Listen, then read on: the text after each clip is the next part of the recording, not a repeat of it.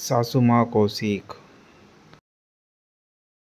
माँ, मेरे कॉलेज जाने का समय हो गया, लंच बॉक्स तैयार है क्या? सपना ने कहा। अरे सपना बेटा, सब्जी पराठा बना दिया है, आज तुम खुद ही टिफ़िन में डाल लो, तब तक मैं चाय चढ़ा देती हूँ। सपना की माँ सवर्णा ने जवाब दिया। सपना ने टिफ़िन भरते हुए बड़बड़ाते हुए कहा, माँ, रश्मि भाभी कब से मायके गई हुई है, आने का नाम ही नहीं ले रही। ना जाने कब आएगी, सारे घर का काम तुम्हें ही करना पड़ता है। अरे सपना बेटी, यहाँ क्यों सुबह सुबह बड़बड़ा रही हो?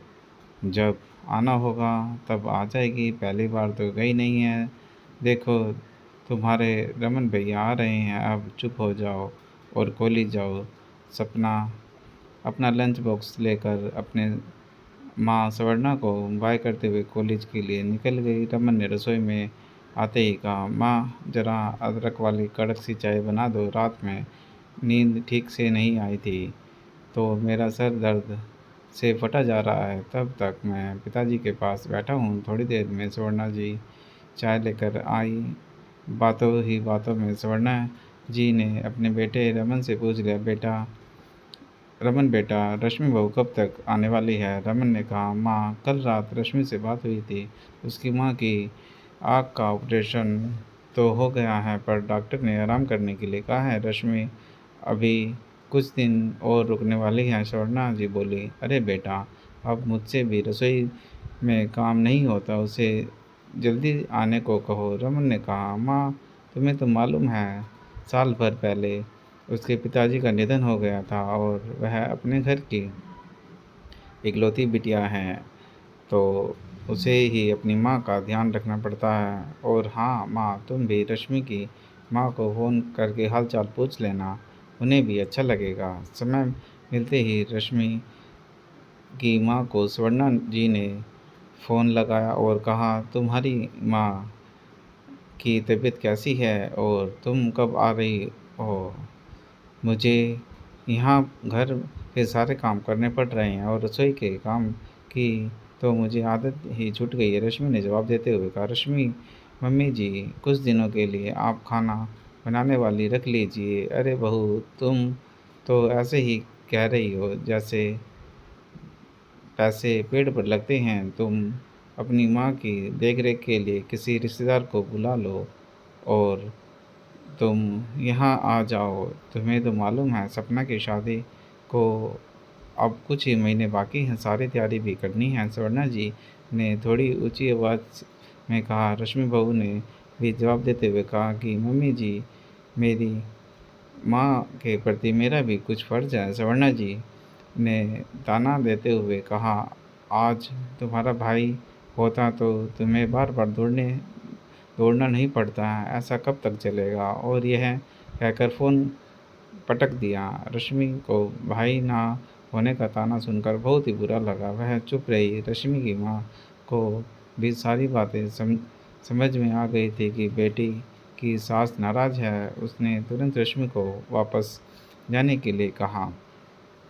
एक दिन सवर्णा जी के घर के सामने एक टैक्सी आकर रुकी। सवर्णा जी समझ गई थी कि उसके कहते ही रश्मि बहू वापस आ गई है। सपना ने देखा भाभी टैक्सी से उतर रही है, पर साथ में उसकी माँ भी है। रश्मि ने अपनी माँ का हाथ पकड़कर अंदर सोफे पर बैठाया। सवर्णा जी की बोहें तन गई। यह क्या, रश्मि बहू ने के साथ उसकी माँ भी आ गई?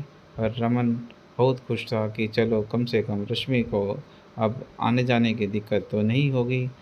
रश्मि ने फ्रेश होकर सबके लिए खाना बनाया और अपनी माँ को सपना के कमरे में ले गई, लेकिन सपना को यह सब पसंद नहीं आया। उसने तुरंत अपनी भाभी को कहा, भाभी, मेरे कमरे में अपनी माँ को क्यों लाई हो?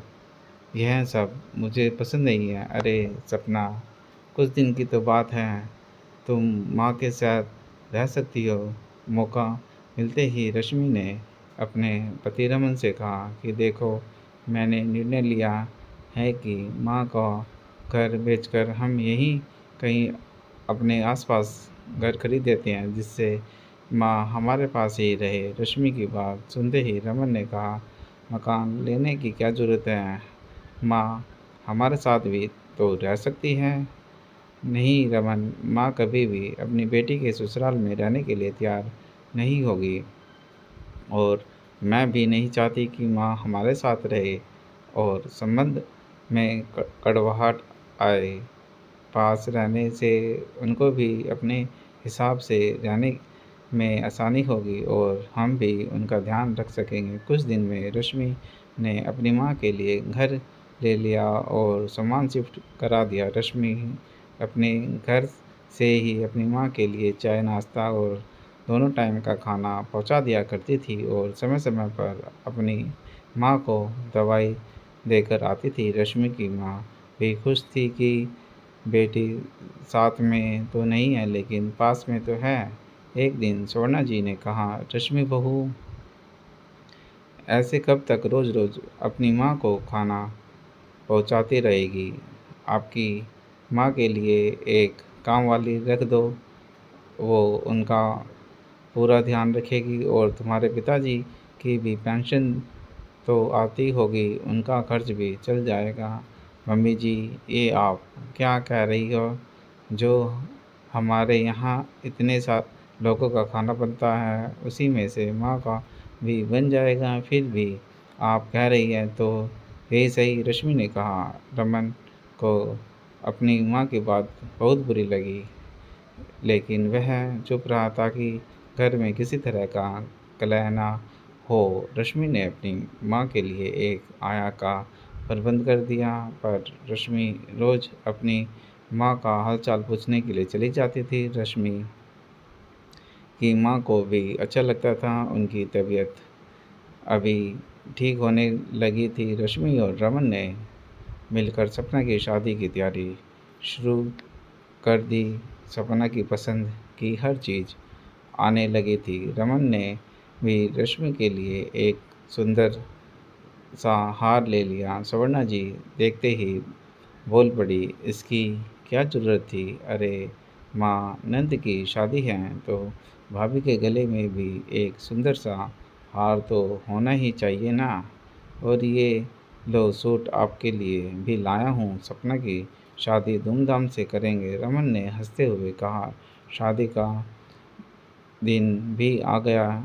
बड़े ही धूमधाम से सपना शादी करके अपने ससुराल चली गई। एक दिन अचानक रमन के पिताजी को दिल का दौरा पड़ गया और उन्हें तुरंत अस्पताल में दाखिल कर दिया गया। सवर्णा जी का रो रो कर बुरा हाल था। रमन भी घबरा गया। तभी डॉक्टर ने आकर बताया कि घबराने जैसी कोई बात नहीं है, माइनर अटैक आया है, कुछ दिन आराम करना पड़ेगा। सवर्णा जी ने अपने बेटे रमन से कहा, तुम जल्दी से सपना को फ़ोन करके उसे बुला लो। तभी रश्मि बहू ने कहा, मम्मी जी, रमन और मैं हूँ ना, सपना को बुलाने की क्या ज़रूरत है? अभी नई नई शादी हुई है, उनके ससुराल वाले क्या कहेंगे?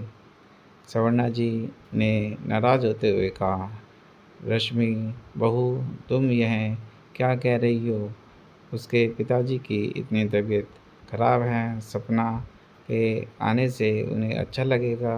रमन, तुम सपना को फ़ोन करो। तभी रमन ने कहा, देखो ना माँ, आज पापा जी की तबीयत खराब हुई तो आप अपनी बेटी सपना को बुलाने के लिए कैसे कर रही हो, तो फिर आप यह कैसे भूल सकती हो कि रश्मि की माँ भी अकेली है, जबकि आपके पास तो पापा जी भी हैं और आपके बेटे बहू भी हैं, लेकिन रश्मि की माँ के पास तो कोई नहीं है। फिर भी आप एक औरत होकर एक औरत का दर्द नहीं समझ पाई, और वैसे भी माँ, आपकी रश्मि बहू इतनी गिरी हुई नहीं है।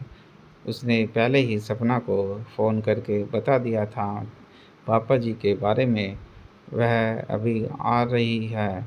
तब सवर्णा जी को एहसास हुआ कि जब मेरे को अपनी बेटी की इतनी याद आती है तो रश्मि की माँ को भी रश्मि की कितनी ज़रूरत होगी, उसके पास तो कोई नहीं है। फिर स्वर्णा जी बोली, रश्मि बहू मुझे माफ़ कर दो, मैंने तुम्हारा इतना दिल दुखाया, फिर भी तुम जैसे मैंने कहा वैसे ही करती रही। अपनी सास और अपनी माँ दोनों का ख्याल रखना, हो सके तो मुझे माफ़ कर देना। Thanks for watching.